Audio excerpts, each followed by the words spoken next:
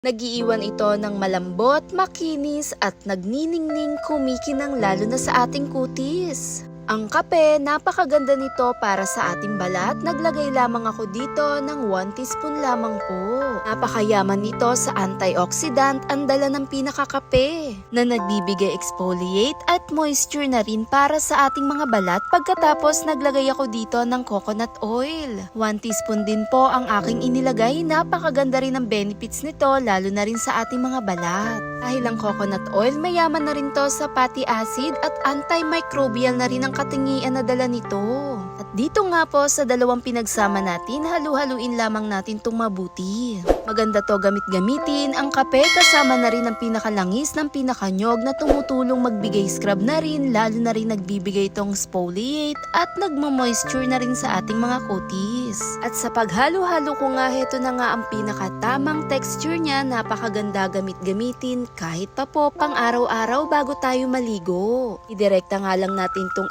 i-scrub sa buong katawan natin, ay napakaganda nito gamit-gamitin na nagbibigay lambot, kinis at napaka-smooth. Higit sa lahat, pinapanatilihin nitong hydrated ang ating kutis na nagbibigay malusog sa iyong balat at nagiiwan ito ng maningning kumikinang sa kutis. Sobrang magugustuhan mo rin talaga ang pinaka-resulta nito pag in-apply at ginamit. Napakaganda ng pinaka-combination ng kape kasama ng coconut oil.